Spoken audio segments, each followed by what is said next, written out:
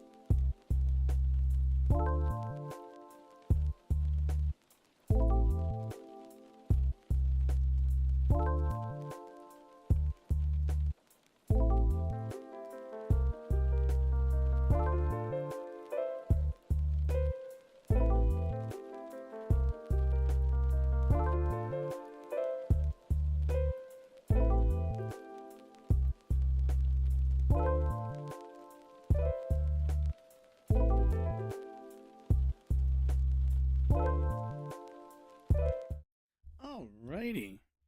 Let's turn this little box boy up. Yeah, wait. Alright, cool. That's not like super loud or anything. Alright. How is everyone doing this fine evening? Oh yeah, I was gonna tie my hair. Let's do the intro really quickly. Good morning, good afternoon, good evening, whenever you might be watching this. My name is Josh and welcome to my channel. On here we talk news, politics, and current events, and sometimes we play video games. Today is, what the hell is even today? August 5th, 2023. So today we got a short show today just because I gotta go to sleep early. I'm going in really early. Tomorrow. So short show today, but we did a long one yesterday. So, go check that out. That VOD should still be up, at least on Twitch. It will always be up on the YouTube channel under the exact same name. Links are, below the video that you're probably seeing right now. Otherwise, let me think. Oh, actually, you know what I meant to look? You know what I meant to look up? I meant to look. Shoosh. I want to see something really quickly.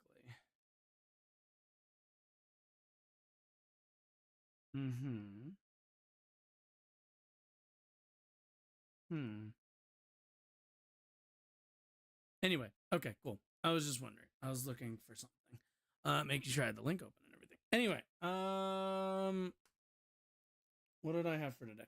Oh yeah, so for today, I want to just read a couple fun in quotation marks. Read some news stories, and we'll do a little bit of commentary. Yesterday we left a lot of the drier stuff kind of, off the show. So I think today we're just going to focus on, 3 news stories that I think are interesting. The Elon Musk one obviously is not nearly as much of a real news story, but, I mean, it's my, a little bit more dry, but still on the fun side entry for today. But either way, sorry, I'm like tying my hair tie. Miso is directly under me. Are you're moving on? Okay, cool. Thank you for moving on. I don't have my hat, which is fine. Yeah, let's.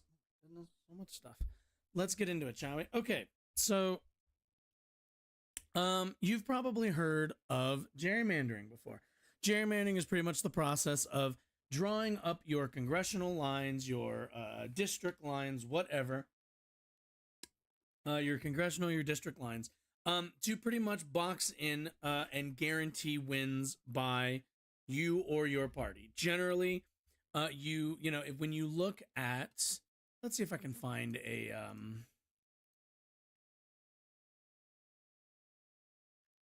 let's see if I can find a good example of a gerrymandered map. And can I find an example of a non-one, even though they're not going to look.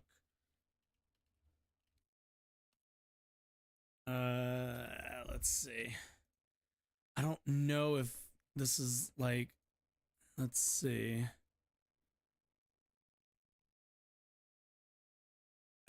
Does that make sense? It sort of does. Okay, we'll look at this Ohio one. This kind of feels a little bit, oh God, that's an awful picture.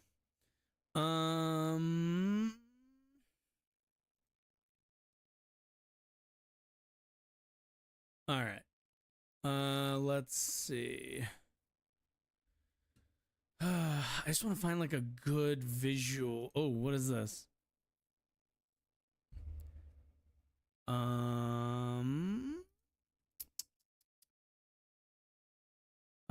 What's like there isn't like a solid. I guess we could do. No, I don't know if that's district. Let's do district map. Maybe that'll get what I'm looking for. Either way, I'm sure if you're on this platform, if you're in the politics, what's it called? Vein of Twitch, you probably are aware of gerrymandering. This is mostly because I want to do my due diligence to at least kind of educate people. Oh wait, what is this? No. Fine. Give me, okay, in that case, you know what? Give me Ohio. Give me, okay. No, this one, this one is good. Okay, cool. So, a gerrymander map that you kind of, like a good example of this is going to be something like this. As you can kind of see here on the left, we have a map gerrymandered to all hell with weird district, you know, the district lines are like not at all even. There's all these weird shapes. You have this light blue. Well, that's light blue. You have this, what is this, like shark blue or something that like goes like this and then wraps around and kind of some kind of weird animal shape. You have this pink one in the middle. You have just this small thing. You have these up here, this weird shape, that weird shape. Like what you see in a lot of gerrymandered states is usually like drawing a ton of districts in these weird oblong shapes to kind of box certain kind of voters in and expand the reach of certain other groups of voters. Usually these are decided upon by legislators, and then they have to be passed from the other two branches of government, and then obviously signed by the governor. What we are seeing in the state of Alabama, which we shouldn't be super shocked about, is a continued effort to dilute the vote of black people. So let's go take a look. Alabama's congressional map is struck down again for diluting black voters' powers. A panel of 3 federal judges has struck down Alabama's latest map of congressional election districts, for not following a court order to comply with the landmark Voting Rights Act. In an order released Tuesday, the judges said they were deeply troubled that the state enacted a map that the state readily admits does not provide the remedy we said federal law requires. We are not aware of any other case in which a state legislature, faced with a federal court order declaring that its electoral plan unlawfully dilutes minority votes and requiring a plan that provides an additional opportunity district, responded with a plan that the state concedes does not provide that district. The U.S. Circuit Judge Stanley Marcus, U.S. District Judge Anna Manasco, and District Judge Terry Moore said those people. The law requires the creation of an additional district that offers black Alabamans, like everyone else, a fair and reasonable opportunity to elect candidates of their choice, and the 2023 plan plainly fails to do so. Ooh, now I'm kind of curious. What is the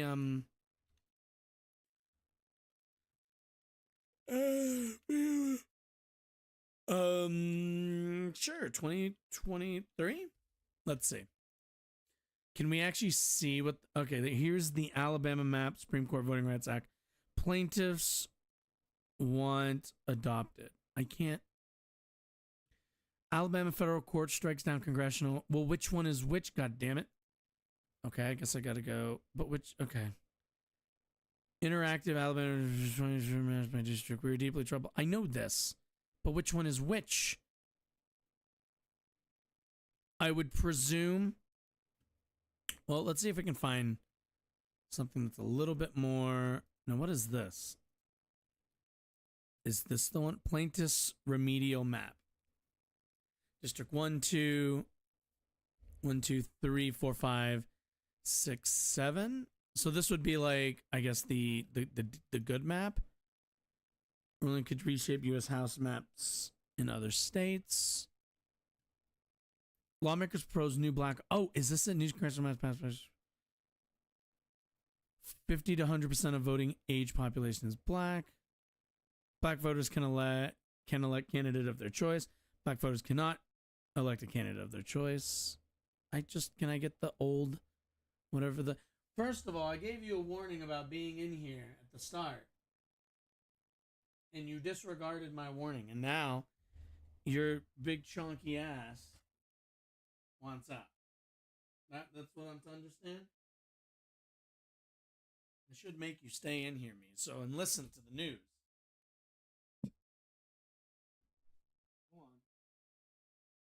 Go on. Hey. Anyway, where were we? Where were we? Anyway, let's continue. We are not aware. Okay. Quote, we are not aware of any other case in which a state legislator. Oh, we already did this. For the 2024 elections, the judges have assigned court-appointed experts to draw 3 potential maps that each include 2 districts where black voters have a realistic opportunity of electing their preferred candidate. Those redistricting proposals are due to the court by September 25th, the end of this month. All sides in this case will be able to challenge the proposals produced by the court's special master and cartographer, the judges have said. A hearing on any objections is tentatively set for October the 3rd. Back to the U.S. Supreme Court, and the state of Alabama has previously signaled in court filings it would appeal this kind of ruling to the Supreme Court, where a majority of justices upheld the panel's order. Quote, we intend to promptly seek review from the Supreme Court to ensure that the state can use its lawful congressional districts in 2024 and beyond. Amanda Priest, spokesperson for Alabama State Attorney General, said in a statement, the panel's latest ruling is part of a long-running legal fight over a redistricting plan that could help change the balance of power in the U.S. House of Representatives after next year's elections. Before reviewing the congressional map passed by Alabama's Republican-controlled legislature in July, the 3 judges threw out an earlier redistricting plan approved by state lawmakers after finding that it likely violated Section 2 of the Voting Rights Act by diluting the power of Alabama's black voters. Out of the state's 7 congressional voting districts, that plan included only 1 opportunity district for black voters in a state where black people make up more than a quarter of the state's residents. The judges ordered instead a new map with 2 opportunity districts for black voters and black Alabamans, they noted, would need to make up the majority of the voting age population, or, quote, something quite close to it, in each of those districts, given how racially polarized voting is in the state. Now, you can only imagine the reasons why in Alabama, the ability for black voters to have an equal voice in our electoral system isn't very high on their priorities. Part of it is just simply electoralism. Part of it is almost certainly racism. Plain and simple, black voters overwhelmingly vote Democrat, meaning that, if you have a large number of the voting age population of black voters spread out around your state, and you have sections where there's a condensed, what's the word I'm looking for? A more like a populous pocket of those voters.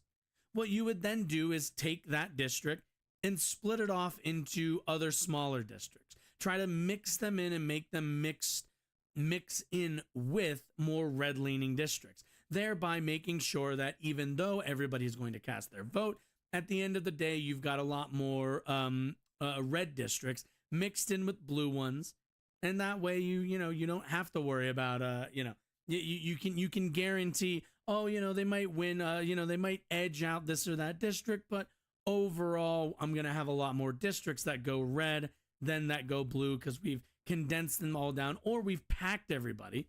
Another good way you do it is, that there's these pockets of the black population. You put one district there, maybe veer it off in another direction to catch some more, and that's it. If you're not in that district and you're black, you're voting in red districts. You're voting in safe red districts. You just create an entire map that's all favorable to Republicans, and that consistently spreads out the black votes so thin that they never can make a meaningful decision or impact on the electoral process. Out of the state's 7 congressional voting districts, the judges ordered instead a new map. Oh, wait, we already read that. The state is facing looming. There we go. The state is facing a looming logistical deadline for next year's races. Alabama's top election official, Secretary of State Wes Allen, a Republican, has told the court that finalizing a redistricting plan by around October 1st, quote, would provide enough time to reassign voters, print and distribute ballots, and otherwise conduct the forthcoming 2024 primary elections based on the new map. The legal battle over Alabama's congressional districts is expected to continue with a court trial about the map that will be used for the 2026 elections. I wonder if we can find can we find a video on this? Let's see. Alabama redistricting 2023. Let's see.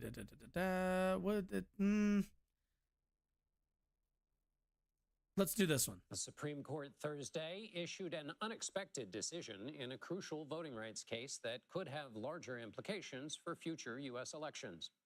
In a 5-4 decision, the High Court ruled Alabama's redrawn congressional map likely violates. Yeah, there it is. Yeah, this is what I mean. Like, if you have a pocket, you just surround it by an ocean of red-leaning districts. And this way, and keep in mind, there are people who vote Democrat in each one of these districts. But if you pack them in with everybody, even if there's like still a significant number of Democratic voters here, you just pack them in with large, expansive, like this goes into this and all the way up here. And look at that. Now you've got all this versus, how many Democratic voters. Same with this one down here. You got, in all of these maps, it's certainly there are Democratic voters. But if you make the districts big enough and if you shape them in enough of a weird enough way, you can pretty much secure yourselves infinite victories going forward. Oh, no. Me microphone. Why are you caught on that? How did you get caught on that microphone? Wire? Anyway. Violates a key part of the Voting Rights Act of 1965. The justices affirmed a lower court opinion saying the map discriminated against the state's black voting population. Alabama state lawmakers will now have to redraw the map to include a second district to give black voters equal opportunity. For more on this, let's bring in CBS News election law contributor David Becker. He's also the executive director and founder of the Center for Election Innovation and Research. David, let's just start going back a little bit. What was Alabama trying to do? Because every state in one way or another tries to do a similar thing. Yeah, every state, whoever the majority is, Democrat or Republican, they try to draw lines to maximize their political power. It might be in the state legislature, it might be in Congress. And so they're trying to draw districts where they can maximize the number of districts that their particular political party holds. And that, of course, was done here in Alabama, where there are 7 congressional districts and 6 were drawn to elect Republicans who would presumably be white, and only 1 was drawn to elect an African-American, a black candidate of choice, in a state in which, it should be noted, 27% of the voters in Alabama are black. So why was this decision a surprise, or is it being characterized as a surprise? Yeah, over the last decade or so, the Roberts Court, which attacked right and is even attacking even further right, had weakened a lot of the protections, even eliminated some of the protections of. In fact, they had in further justices, including. Yeah, I want to see like the map comparison. Alabama's congressional map under federal review again. Ooh, wait, is this? Let's take a look. We have some breaking news now. Just in the last few minutes, Alabama's Republican-controlled legislature approving a new congressional map that Democrats and voting rights activists say ignores a ruling by the U.S. Supreme Court. Now, the legislature voted to approve the new district map with just 1 majority black seat. That's in defiance of a federal court ruling requiring 2 congressional districts where black voters make up the majority, or as the court said, something close to it. Now, the Supreme Court upheld the ruling by the lower court, saying that map, as it was, diluted the power of black voters. Of Alabama's 7 congressional districts, only 1 is majority black. Black voters make up about 28% of the state's population. Jane Tim is joining us now. She covers these issues around elections and has been following this one closely. Jane, the language here, a majority or something close to it, to the layperson, I guess, is a little vague, right? Help us understand, what did Alabama end up doing with this redistricting map, and who decides what close is to a majority? That's the million-dollar question here. But at the end of the day, this is really about whether or not black voters in Alabama, who, as you said, make up 1 in 5 voters, have an opportunity to elect the lawmaker of their choice. Now, in Alabama, there's very racially polarized voting, which means that white Alabamans and black Alabamans vote differently. So this is about whether, if you look at these maps, whether or not, this is what the court's going to consider, the black preferred candidate wins in these new district lines. So that's something called like functionality, and that's what you're going to see these lawmakers consider. And the court is going to consider whether or not these brand new district lines actually give voters a chance to elect the representative of their choice. And like, whew, excuse me. And this is the thing, right? Why do we see this sort of stuff happening? Like, the big question, you know, we understand that this happens, and for sure Democrats engage in a level of this as well. And the question always needs to be asked, I suppose, is like, why is it that we just don't see this kind of this, like, why don't we see this kind of stuff from Democrats, from the like, why are there just not these kinds of challenges, not this obvious racialized way of going about drawing your districts? Certainly Democrats want to win, and almost certainly they draw themselves favorable districts, but why don't we see this this focus, this interest in negating or diluting the votes of black people? Like, why don't we see that? I hear all the time from conservatives that the Democrats are the real racists, but I think we all kind of know why.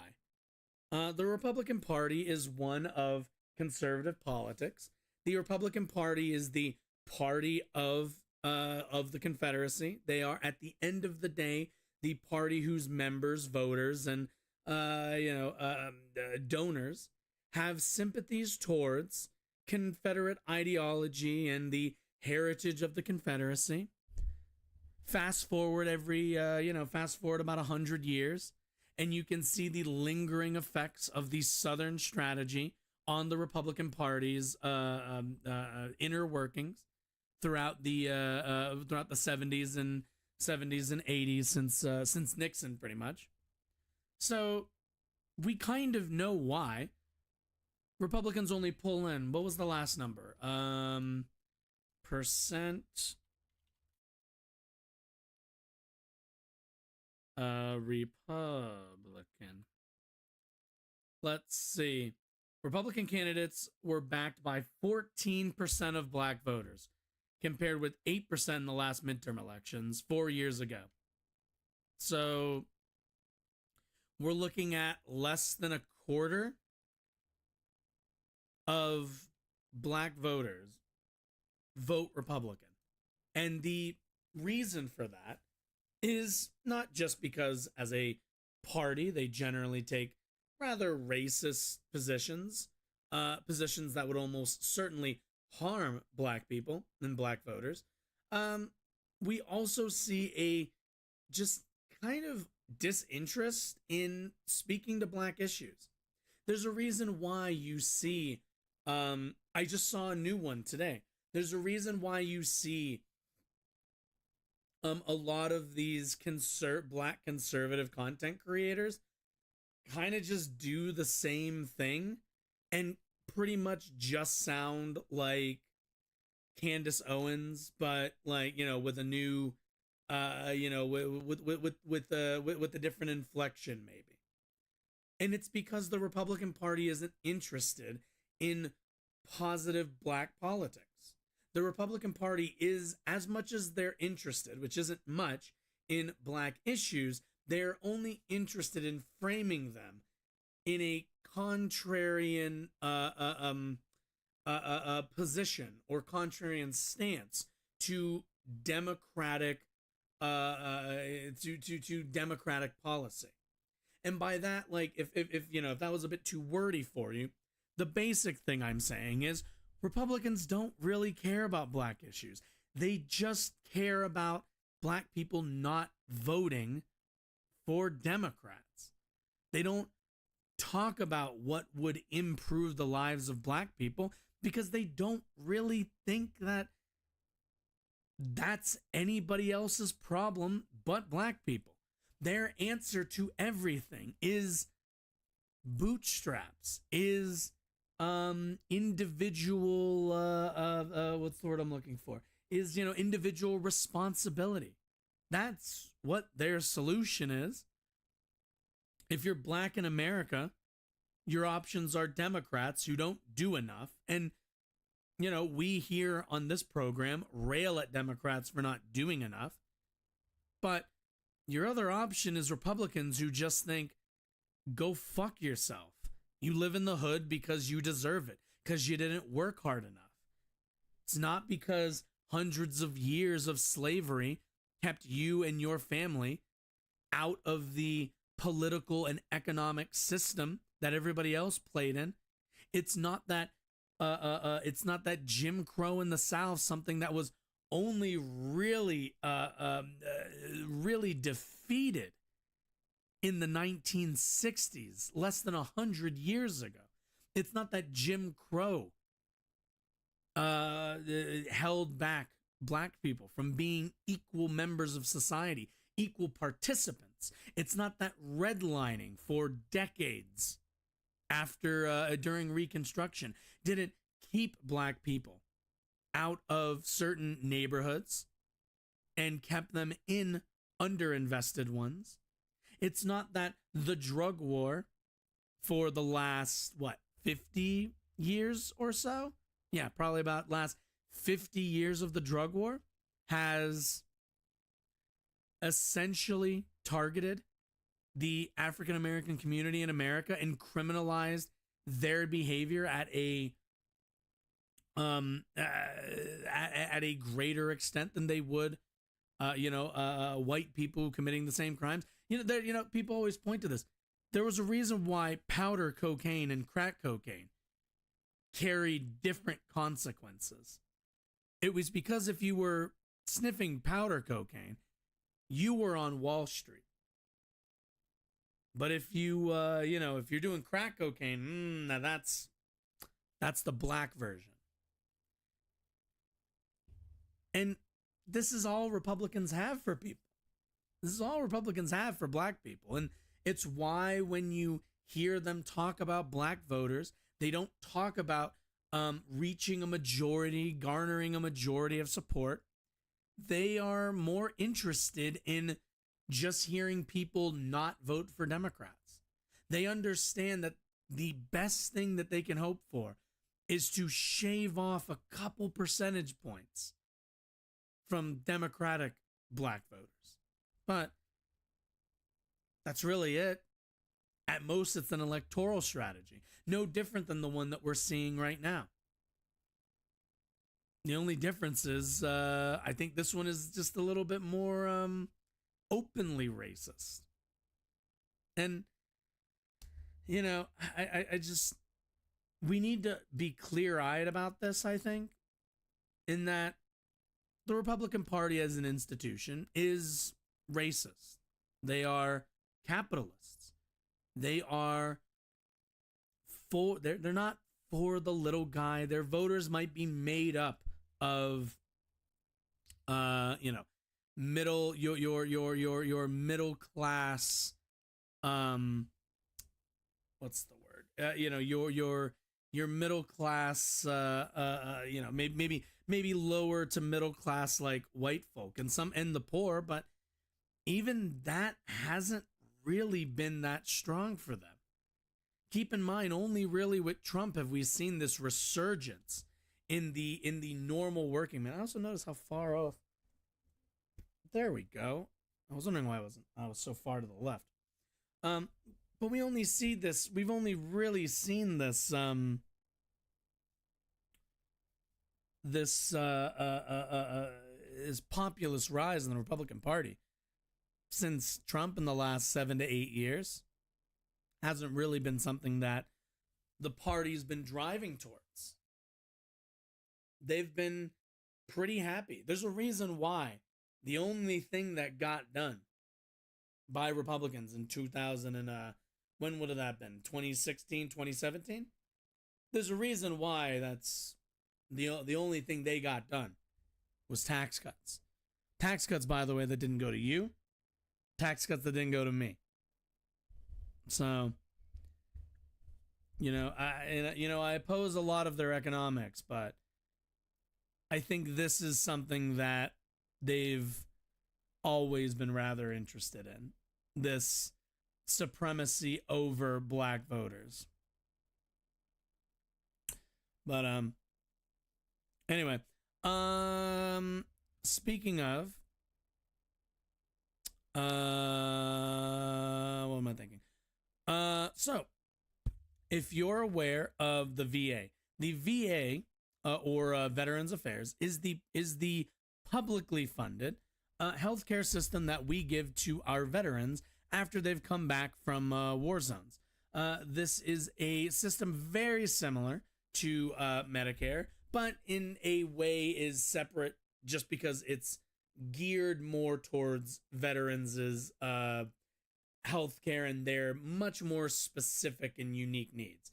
The VA is funded, as Medicare and Social Security are, by taxes, and receive their budgets from from the federal government and a piece of that. Personally, I think we should probably be putting a little bit more money into making sure that veterans get the health care they need after they go and I'm not fighting wars, but they put their bodies on the line. But unfortunately, the VA is coming under attacks from the GOP. Again, never let us forget. Republicans talk a big game about being fans of the military, but they're the first ones to want to privatize the VA. And one might say, but Josh, privatization, it's really gonna increase the efficiency. It's really gonna do a lot to make the system run a bit better. And and the system, and the way the VA works right now, just it's not functioning the way it should or could be. And the real answer to that is fund the VA. Make sure that it's well funded, well staffed, hiring good doctors, everything in between. But Republicans aren't usually interested when they're in power in funding the VA. Instead, they'd like to privatize it. They would like to turn the VA into the same system that the rest of us live under until we get to Medicare. And then, thank God. So let's go take a look. Funding from the Department of Veterans Affairs was one of many federal budget items that suddenly became uncertain during the debt ceiling showdown this spring. Despite their Despite their oft-professed love for veterans, House Republicans voted for the Limit Save Grow Act in late April, which would have cut VA spending by 22%. That's almost a quarter of the funding that you would need to offer healthcare to veterans, and they are willing to cut that. This threat is essential. This threat to essential services and the appearance that former soldiers had become political pawns drew an angry response from veterans organizations, putting House Republicans on the defensive. In a May 11th opinion piece in Military Times entitled, quote, "Our budget cutting plan doesn't harm veterans," Veterans Affairs Committee Chair Representative Mike Bost reassured former service members that their quote, earned benefits will never be scrutinized and, quote, their health care will never be compromised. Well, 22% cut, that kind of feels like a compromise. The eventual debt ceiling deal preserved the VA budget, thanks in part to public outcry. In a Wall Street Journal article after the dispute was settled, House Speaker Kevin McCarthy boasted the Republicans were not only, quote, meeting our obligations to veterans, but fully funding their programs. On Capitol Hill, veterans' entitlements went in a matter of weeks from being a political football to a sacred cow once again, to the relief of many. But now, congressional leaders are signaling that any temporary ceasefire over veterans' health care and how to fund it is over. And keep in mind, we have a shutdown that they're threatening us with now. The Senate Veterans Affairs Committee will soon be considering new bills that would force the VA-run Veterans Health Administration to divert divert an even bigger share of its $128 billion annual budget from direct care to Medicare-style reimbursement of private sector doctors and hospitals enrolled in a Veterans Community Care Program, which was created by the Trump administration's Mission Act 5 years ago. Oh, okay, sorry. Let me be a little bit more clear. I guess I was incorrect about that. What they have, because what VA has is, you've probably heard of like VA hospitals. They have more of a system that's like what is it? What's the system I'm thinking of? The NHS. They have a system more similar under the VA right now as the NHS, where the government owns the hospitals. They employ the people. They do all the stuff and everything in between. And they want a bit of that, and they want a part of that to move to a more reimbursement style, the same way that we have Medicare, where you go to hospitals that aren't owned by the government, but the government pays for pretty much everything. You've already paid into that system.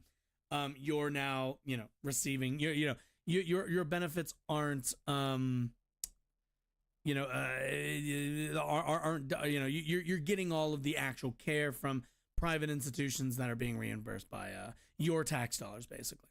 Bipartisan fans of the privatization scheme are not trying to amend the Mission Act of 2018, which opened the floodgates of outsourcing in ways that would ensure they will never be closed. Leading the charge are far-right Republicans, an embattled Democrat seeking re-election from Montana, and a recently rebranded independent from Arizona who has reeled in millions of dollars from Big Pharma and other healthcare industry donors. I wonder who that could be.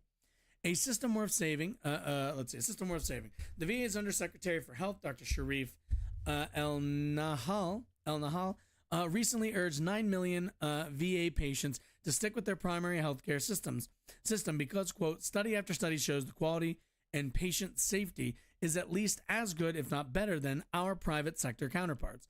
The American Legion expressed the same sentiment when they called the VHA, quote, a system worth saving because of its unique expertise and vet-centric culture. Keep in mind, this is basically like, the difference between the VA and, let's say, going to any kind of private institution is going to be that the VA is there primarily to offer you healthcare, to make you better, to, keep your health in check. That is the sole goal. They do not run on on profit the same way any regular Joe Schmo hospital that you go to. They, on the other hand, are trying to capitalize on you being sick and hoping that your naivete around that experience allows them to run a ton of exorbitant tests, do a bunch of exorbitant procedure, and overall just kind of bilk money out of the patient. Now, this would be coming out of the tax dollars of Americans to fund the VA, but what do you think is going to happen? What's going to happen is we're going to see the cost, most likely, of care, because it's arbitrarily decided, remember, the cost of care for veterans to go down in terms of, from the private sector. What's going to happen, what I predict is going to happen, is the VA is going to continue to cost a certain amount of money to run. The organizations, any of the hospitals, any of these private sector hospitals are going to lower their prices because at the end of the day, they know they can. They're going to lower their prices to create a narrative that, oh, well, you see, the private sector brought in all of these savings. Meanwhile, the government-run system continues to cost the same amount of money that it always has. And what you're going to end up seeing is more calls for more privatization. And the minute that happens,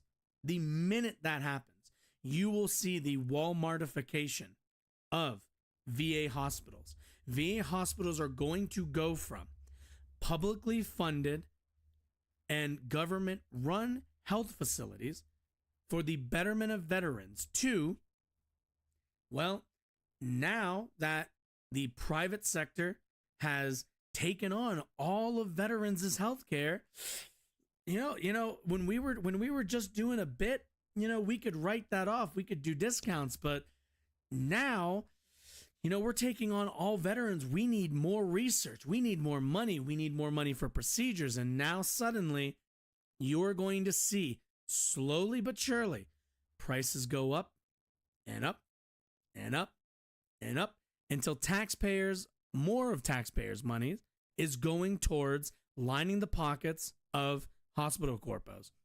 That's at the end of the day, the entire game. This is a long game. If by any chance, I catch the ear of even one veteran, please, I implore you, do not go down this road of privatization for VA healthcare. I implore you, because you will receive the same kind of care and overly expensive care that the rest of us receive. That professional advice will not be followed if Congress passes any part of of S1315, the Veterans Health Empowerment, Access, Leadership, and Transparency for Our Heroes, or the Health Act, so co-sponsored by Senators Kyrsten Sinema and Jerry Moran.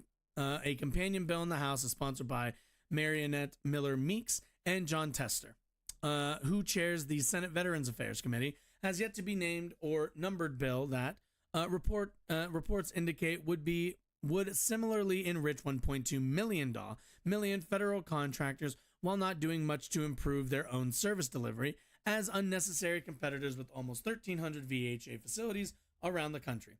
Sinema, Moran, and to some extent Tester all cater to the popular fantasy that VHA patients, unlike any other healthcare consumers in America, should be able to self-refer to doctors, hospitals, or clinics outside their own federally funded, quote, network, the in-house care delivered by the VHA, which has been constructed to serve very particular military-related healthcare needs. Supporters have constantly assured former service members that the resulting bills for a newly created private care program in 2023, over $40 billion, will be paid by the VA. At the same time, they promise the VHA will have the money to adequately staff and maintain its own system so it can continue to provide all eligible veterans in high-quality care they originally signed up for. So let's be clear. Let's highlight this really quick. Let's see. Unlike any other healthcare consumers in America, should be able. There it is. That's what I want. Oh no. VA patients, unlike This is what I want. So let's kind of analyze this a little bit, right? VA patients. God damn it. I'm mad at undid it when I scrolled up. Okay, here we go. VHA patients, unlike any other health care consumers in America, should be able to self-refer to doctors, hospitals, or clinic outside their own federally funded network and in-house care delivered by the VHA. So let's understand what that means. If you're a veteran, right? If you're a regular person, if you're like me, take me and take any veteran. Are we healthcare professionals? Are we doctors? Do we have degrees? Do we have an understanding of healthcare? The answer is no. And what this is smoke and mirrors, because what they are attempting to convince people of is that, look, a veteran Bob, and look, Josh, you know the kind of healthcare you need. You know the kind of healthcare that you want. You know the doctors that you want to go to. You can be you've educated yourself. Now, in reality, have I educated myself? Has veteran Bob educated himself? No. We don't have degrees in anything. You know what we see? You know what our education is? Ads. Advertisements are our education. Every single day, every single American is bombarded with advertisements for hospitals, for pills, for programs, for everything surrounding healthcare. Every single day you are bombarded with propaganda, with advertisements telling you that you're smart enough to watch this ad and know that you need this procedure or this drug.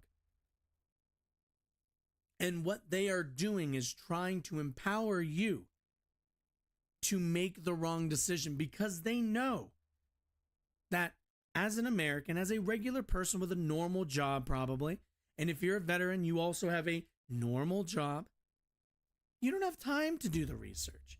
You don't have time to understand the nuances of medicine and of medical procedure.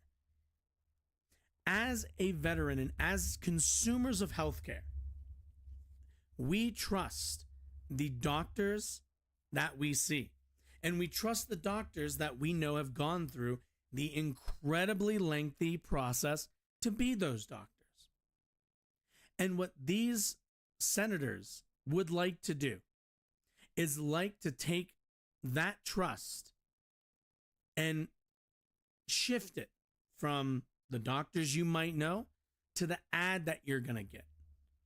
That's going to say that 90% of doctors agree, this other thing. Because are you ever going to find the source? Are you going to go, research, oh, is that true? Do 90% of doctors recommend this drug for this hyper-specific thing? Oh, I typed in my, symptoms on WebMD. It said I'm dying in 48 hours. There's an ad as I scroll down. Oh, well, you think you have these symptoms, this drug might help you out. What they would like to do is make it so you're as free as possible to be uneducated about your own healthcare, about the process of medicine, so that they can fill the gap. And specifically when I say they, I mean Kirsten Sinema, John Tester, anybody else who supports this. When I say they, I mean their donors' agenda. Their donors want people free to figure out for themselves which drug to take. To go, I don't know, this one has the blue can, the blue bottle, and it says it's best for people under this age, but this one also says this other thing that's similar, but there's some differences. And, I'm not a doctor, I don't know, but, if I, my dog, I can find the doctor, as long as they can find a doctor to tell you the thing that they want you to hear.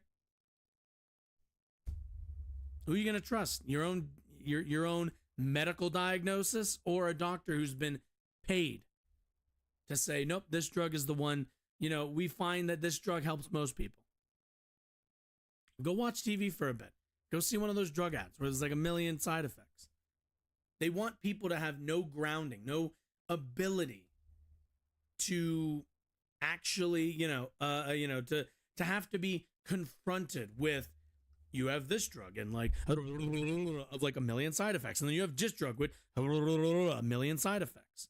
And they want you, the consumer, to be able to go, to have the freedom to make an uneducated guess. That's what they want. Because they benefit from uneducated guesses.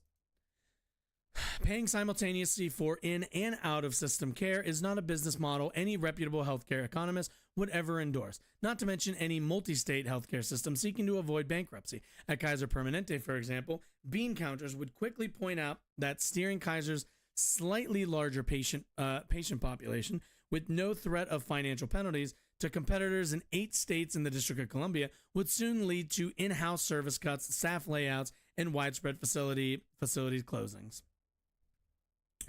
Under the guise of expanding veteran choice, the Health Act would, according to its co-sponsors, codify and expand the current criteria for determining when a veteran is eligible to receive non-VA care.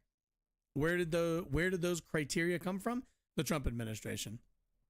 Robert Wilkie, Trump's second VA secretary, used federal rulemaking to implement the Mission Act with a set of, quote, access standards that steered patients outside the VHA based on their, quote, drive times to and, quote, wait times for appointments, as reported previously in the prospect. Current VA Secretary Dennis McDonough has had the opportunity to undo the institutional damage done by his predecessor since early 2021. A relatively easy first step would be to reverse Wilkie's decision not to count telehealth when delivered to the VHA as a form of, quote, access to care. This has led to annual expenditures of up to $1 billion or even more on appointments outside the VHA where telehealth is deemed to be accessed. Let's see. McDonough has yet to initiate his own broad administrative rulemaking process or even narrower. And okay, let's be clear. This is the problem with Democrats. Why was this not done in the first, I don't know, 2, 3, 4 years? I guess 3 years, because we're not on the 4th yet. Why? Because, unfortunately, there is a liberal tendency to just want to keep things functioning as they are in the moment they take power. So when Republicans fuck things up, Democrats come in and go, whoa, whoa, whoa. We just need to manage the fuck up. We don't need to, we're not going to replace the floorboards after the spill. We'll just get through it. We'll clean it up and we'll just kind of live with the stain on the floor. If adopted, the Health Act would make that impossible by turning Wilkie's drive and wait time standards into federal law, amendable in the future only by Congress. The legislation also specifically prohibits VHA telehealth services from counting as access to care. The most pernicious provision in the Moran-Sinema bill adds, quote, veteran preference as a reason to seek private sector care. According to this provision, even if the VA can provide high quality, and we all understand this, right? Where it's people have preferences, but how many of us have family members who take, this or that drug, right? And you've heard that it's actually damaging and not doing the thing that your family members think, but because they like it and because they've been using it for a long time, because, they got it recommended from their doctor, who, by the way, got it recommended to them by, health, what's the word I'm looking for? Drug companies sending them a bunch of goodies. It's just a bit of a game there. And how many people have had to be like, this isn't helping you, or this isn't why is your doctor having you go through this? Or, why are you so adamant about taking this specific drug when it shows that it's actually probably damaging you? And we see this. And again, it's the they want you to have the right to be tricked. That's what they want. They want you to make an uneducated decision. The bill would also set up a pilot program allowing veterans to receive outpatient mental health or substance abuse treatment in 5 test locations without any prior authorization or oversight by their VHA clinicians. As an analysis of the bill by the Veterans Health Policy Institute points out, the VA secretary could be nationwide. Lovely. Paying VA vendors more. While the proposed Health Act does not impose much needed wait time standards, quality measure, or training requirements on private sector providers, it would allow the VHA's third-party administrators, TriWest and Optum, and a United Health subsidiary to pay more money to private doctors and hospitals that join the VCCP. Some providers have been reluctant to enter the VCCP because they would be reimbursed based on Medicare rates, which some consider too low, particularly given the complex nature of VHA patients. One enthusiastic backer of the Health Act is Concerned Veterans for America, CVA, an AstroTurf group with Koch brother funding, wonder why, and close ties to Donald Trump. The CVA just launched a website to help veterans access private sector care, but that requires first establishing eligibility for the VHA itself, which CVA has long wanted to dismantle and replace with a voucher system. Again, private industry, they want it. They would rather it be a voucher system because they're invested into hospitals, and they would love if incredibly expensive veteran care would go to hospitals. They want that kickback. Sadly, the American Legion and the Veterans of Foreign Wars have both signed on as Health Act endorsers, even though in their official statements, neither favors privatization. The VFW is on record objecting to the very access standards the bill codifies into law. Anyway, but Yeah. This is like, I can't stress enough. There's a lot. It's a long article. I would say go read the rest of the article. We left off on paying VA donors more, by the way. VA vendors more. Sorry. This is the case at the end of the day. The VA is an institution by and for veterans. It is an institution whose, at its core, is interested in the care and well-being of veterans. What Republicans and the independent Kristen Sinema would like to do is turn it into a for-profit institution. Make it so that, the actual end of the day goal is to deliver profits to shareholders through the through the pricing of veterans care. And if you're a veteran and you would like your care to come with no strings attached, that your service to this country is the only price you should be paying for your health care going forward, I would be very much against this. But if you think to yourself, if you're a veteran and you think, well, you know what?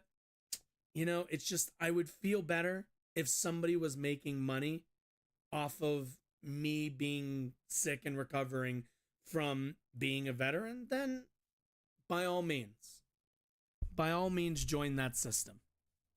But understand that you will be left in rugged capitalism, the same with the rest of us who are on regular ass insurance.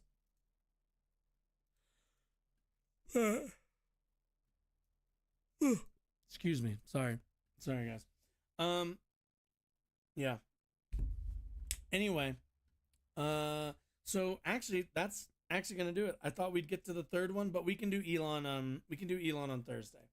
So, yeah, that's actually going to do it for me today. Like I said, short show today. We did a long one yesterday, about 5 hours. So Thursday, I haven't quite decided when we're going live Thursday.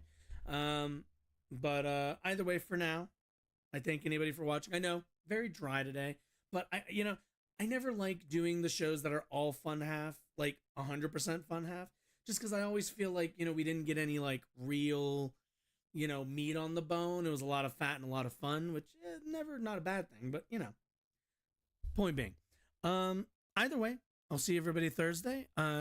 Follow if you liked any of the content, if you got anything out of either of these stories, if you lurked in chat, if you just popped in and was like, oh, the stream is actually ending, you should hit the follow button, just to kind of keep an eye on it.